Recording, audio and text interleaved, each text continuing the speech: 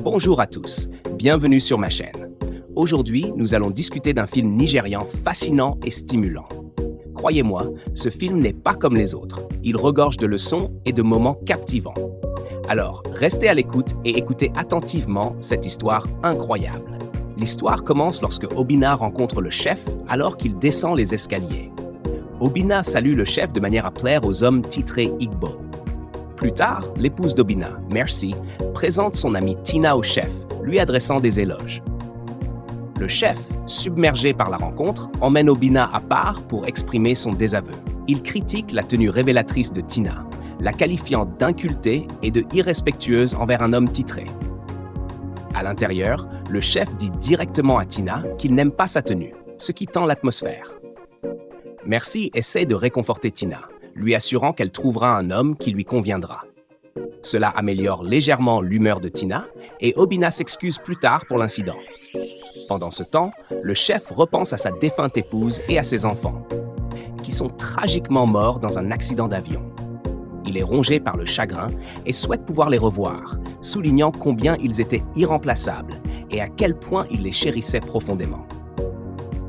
Le lendemain, le chef rend visite au salon d'Obinna pour le féliciter de son succès. Obinna, humble, attribue à l'aide du chef et de sa défunte épouse son succès passé. La conversation se tourne vers le mariage et Obinna conseille au chef de se remarier. Mais le chef insiste pour dire qu'il a besoin d'une femme cultivée et respectueuse, venant du village. Lorsque Mercy entre, le chef réagit avec dégoût, commentant sarcastiquement sur sa tenue inappropriée, ce qui la met mal à l'aise. Obinna escorte le chef à l'extérieur pour apaiser la tension. Peu après, le chef épouse une femme de village nommée Obumnyeke et la ramène dans son manoir. Submergé par ses nouveaux environs, Obumnyeke amuse le chef avec ses remarques innocentes, cachant ses intentions secrètes.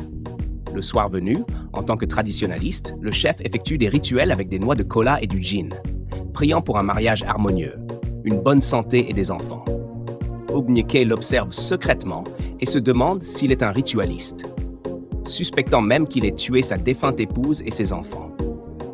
Elle s'affirme courageusement que sa tête de noix de coco la protégera des dangers. Plus tard, pendant le dîner, le chef loue sa cuisine, ce qui renforce encore sa confiance en elle. Le jour suivant, Mercy et Obinna rendent visite au chef. Lorsque Mercy le salue, il l'ignore froidement et se retire à l'intérieur. Obinna, confus, le suit et assiste à un moment gênant où le chef tente de forcer un pagne sur Mercy, critiquant sa façon de s'habiller. Après une discussion animée, le groupe se dirige vers le salon. Le chef effectue un autre rituel traditionnel et offre des noix de kola à ses invités avant de les inviter à dîner. À la table du dîner, Mercy et Obinna sont impressionnés par la cuisine exceptionnelle d'Obumnyeke, ce qui remplit le chef de fierté. Plus tard dans la soirée, Obumnyeke tente de séduire le chef, portant uniquement un pagne.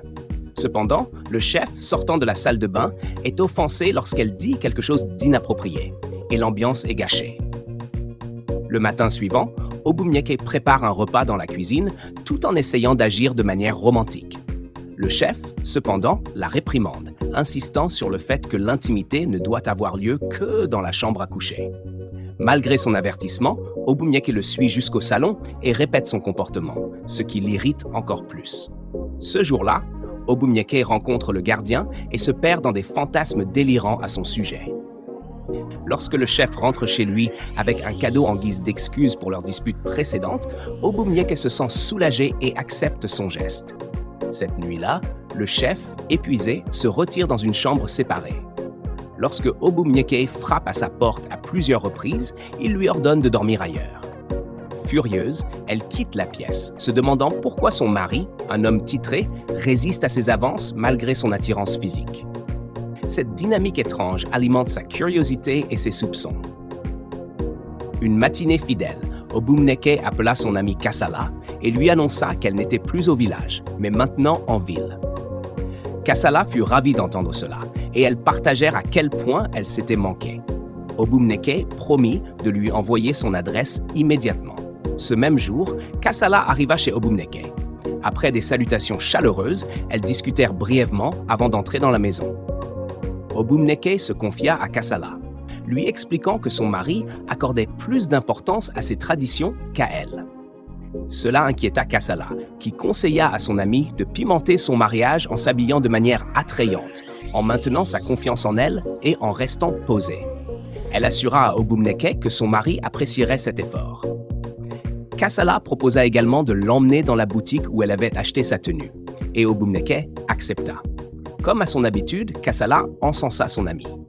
Pendant qu'Obumneke montait à l'étage, Kassala, assise, se mit à réfléchir.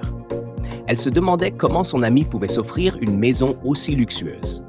Sa curiosité se transforma en jalousie, et elle commença à planifier des moyens de manipuler et de détruire le mariage de son ami. Quand Obumneke redescendit, elle remit à Kassala 2 liasses d'argent pour son transport. Kassala fit semblant d'être surprise et la remercia chaleureusement. Le lendemain, le chef reçut un appel à propos de sa sœur pendant qu'il était à l'extérieur. Il informa l'interlocuteur que sa sœur était arrivée au Royaume-Uni, mais qu'elle n'avait pas encore changé son numéro de téléphone. À son retour à la maison, il trouva sa femme vêtue d'une tenue provocante qui exposait trop de peau. Dégoûté, il la réprimanda pour s'être habillée de manière inappropriée pour l'épouse d'un homme titré et lui ordonna de se changer. Cela contraria Obumneke, mais elle obéit à contre-cœur. Plus tard dans la soirée, en servant le dîner à son mari, Obumneke porta une autre tenue révélatrice malgré ses avertissements précédents. Le chef, furieux, la réprimanda de nouveau. Blessée, elle se précipita dans sa chambre. Le chef la suivit pour tenter de se réconcilier. Bien qu'elle ait été initialement réticente, elle finit par se calmer et ils firent la paix. Le chef l'embrassa affectueusement sur la joue et l'encouragea à porter des vêtements plus appropriés. Cette fois, elle accepta sans discuter. Un jour, Obumneke dit au chef qu'elle voulait rendre visite à ses amis. Curieux, le chef demanda qui étaient ses amis, puisqu'elle venait d'arriver à Lagos. Elle expliqua qu'il s'agissait de personnes rencontrées lors d'occasions festives comme Pâques et Noël. Son explication ne convainquit pas le chef, qui lui interdit de sortir. Elle accepta, mais s'éclipsa plus tard en cachette. L'ami du chef, Obina, l'appela pour lui dire qu'il avait vu Obumneke dans la rue, habillée de manière inappropriée, ressemblant à une femme vulgaire. Choqué, le chef demanda à Obina de la ramener à la maison. Quand Obina la ramena, Obumneke implora le pardon. Cependant, le chef, furieux et se sentant irrespecté, quitta la maison avec Obina pour aller dans un lounge. Le lendemain, Kassala revint rendre visite. Elles regardèrent une émission télévisée où une femme recevait un massage. Intrigué, Obumneke posa des questions et Kassala lui expliqua. Obumneke exprima son intérêt à essayer un massage, mais hésita, disant que le gardien Aquara était loyal au chef et ne la laisserait pas sortir. Kassala proposa d'organiser un massage à domicile, et Obumneke accepta. Quelques minutes après le début du massage, le chef rentra à la maison et trouva un masseur en train de masser sa femme dans le salon. Enragé, il monta à l'étage, récupéra une arme et effraya le masseur qui s'enfuit. Terrifié, Obumneke implora le pardon et avoua que c'était Kassala qui l'avait incité à cette idée. Elle révéla également que Kassala entretenait une liaison avec le gardien. Le chef convoqua immédiatement Kassala et Aquara, les interrogea et leur ordonna de quitter sa maison.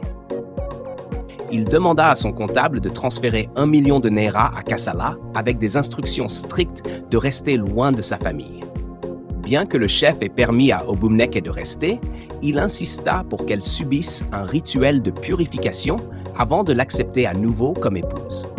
Le lendemain, le chef se rendit au village et ramena des aînés et un prêtre traditionnel pour effectuer le rituel. Pendant la discussion, le chef exprima ses regrets d'avoir épousé Obumneke, surprenant les aînés, car elle était respectée dans le village. Il leur raconta comment il l'avait trouvée habillée de manière inappropriée avec un masseur dans leur maison. Les aînés et le prêtre traditionnel convinrent qu'un rituel de purification était nécessaire et l'exécutèrent immédiatement.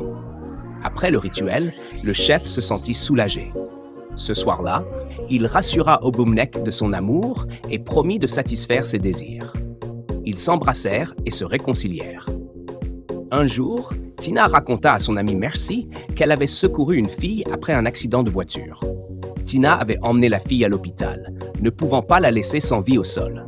Cependant, Mercy trouva inapproprié que Tina les ramenait chez elle. Lorsque Mercy demanda où étaient les affaires de la fille, Tina se rendit compte qu'elle n'avait ni pièce d'identité ni téléphone. Merci suggéra de contacter des blogueurs pour aider à retrouver ses proches. Pendant ce temps, Obumnek s'éclipsa à nouveau pour retrouver Kassala et lui raconta son expérience du rituel de purification, qu'elle trouva désagréable. Kassala rit et lui demanda comment elle avait réussi à sortir. Obumnek répondit qu'elle avait menti au gardien, prétextant qu'elle devait acheter des médicaments. Les deux femmes éclatèrent de rire. Plus tard dans la journée, Obumnek invita le gardien, Aquara, à entrer dans sa maison et lui offrit un repas soigneusement préparé. Aquara, curieux de comprendre ce qui se passait, mangea et apprécia le repas. Obumnek, cherchant à rappeler à Aquara les événements précédents où il avait franchi des limites, se mit à fantasmer à ce sujet. Elle lui demanda ensuite s'il serait prêt à s'engager avec elle, et sans hésitation, il accepta. Ils montèrent à l'étage et, après un moment, redescendirent, Aquara ayant l'air satisfait avant de retourner à son poste. Obumnek appela son ami Kassala pour lui raconter à quel point l'expérience avec Aquara avait été satisfaisante, mentionnant qu'elle en voulait encore plus. Elle ajouta qu'elle comptait garder Aquara près d'elle, car il comblait ses besoins mieux que son mari. Un jour, Tina entra dans une pièce et trouva Amaka, la jeune fille qu'elle avait secourue, allongée par terre. Amaka se plaignait d'un mal de tête et avait du mal à se souvenir de ce qui s'était passé. Tina, émue de compassion, fit de son mieux pour la calmer. Au bout d'un moment, Amaka sembla se détendre un peu. Une nuit, dans leur chambre, Obumnek dormait lorsque le chef la réveilla, ressentant le besoin d'intimité. Cependant, Obumnek refusa, lui disant qu'elle n'était pas d'humeur et qu'elle avait besoin de repos. Elle avait suivi les conseils de son ami Kassala, qui lui avait suggéré de combler ses besoins ailleurs lorsque le chef n'était pas disponible. Un jour, Tina et Amaka regardaient des photos de Tina et de son mari lorsqu'Amaka reconnut un visage familier. Elle ressentit instantanément une douleur aiguë à la tête et Tina l'aida à se reposer. Amaka semblait bouleversée et épuisée. Le lendemain, Obumnek sortit discrètement pour retrouver Kassala, qui lui conseilla de prendre des mesures drastiques contre son mari afin d'hériter de sa richesse et de la transmettre à Aquara, qu'elle considérait comme plus attentionnée que le chef. Obumnek accepta le plan et promit de tenir Kassala au courant. Ce jour-là, Obumnek réfléchit aux choses que son mari lui avait offertes, mais elle se sentait toujours insatisfaite de lui. Ce soir-là, le chef fit un rêve troublant où il se voyait se faire tirer dessus. Il se réveilla en sursaut et sortit pour rendre hommage à ses ancêtres au sujet de la situation de sa sœur, qui l'avait beaucoup affecté. Il réalisa son rituel habituel, versant du gin sur le sol tout en priant pour la guidance et la protection de sa sœur. Le lendemain, Obumnek tenta d'empoisonner le chef en lui offrant un verre de jus. Cependant, alors qu'elle lui tendait le verre, celui-ci se brisa mystérieusement, laissant le chef perplexe. Il monta à l'étage pour réfléchir à la situation. Ce même jour, Tina se rendit au bar d'Obina pour rencontrer son amie Mercy. Elles discutèrent de la manière dont Amaka semblait connaître le mari de Tina, ce qui rendit Tina confuse et en colère. Tina tenta d'expliquer que les choses n'étaient pas comme elles semblaient et elles changèrent finalement de sujet. Une nuit inoubliable, Obumnek tenta une autre méthode pour nuire à son mari. Elle essaya de l'étouffer avec des oreillers, mais le chef se réveilla instantanément, choqué par ses actions. Obumnek fit semblant que c'était involontaire.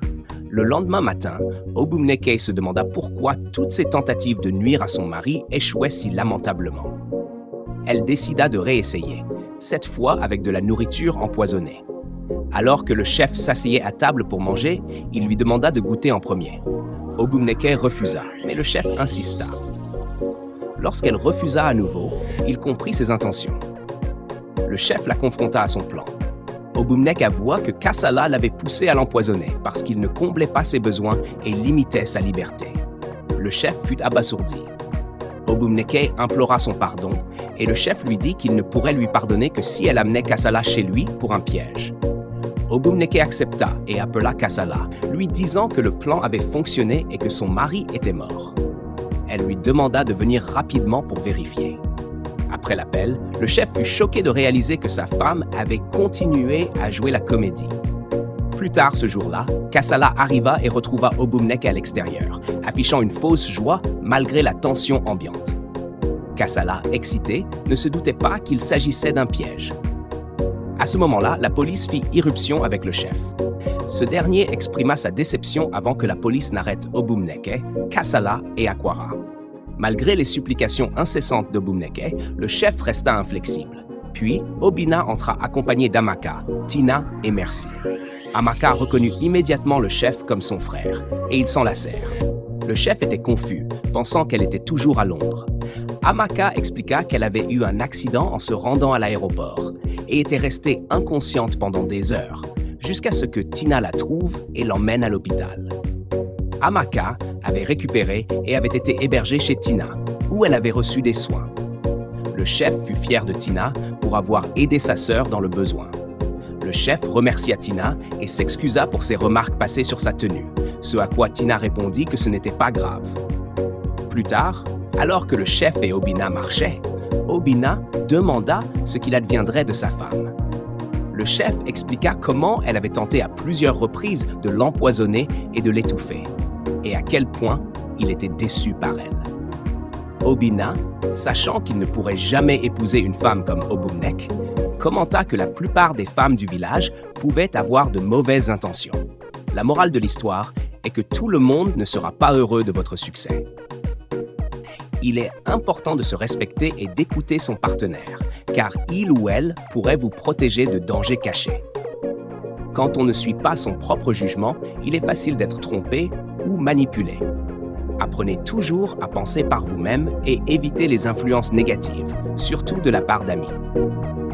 J'espère que cette histoire vous a plu. Si vous en avez tiré une leçon, partagez vos pensées dans la section des commentaires. Merci d'avoir regardé et abonnez-vous pour plus de mises à jour sur les films nigérians. À la prochaine!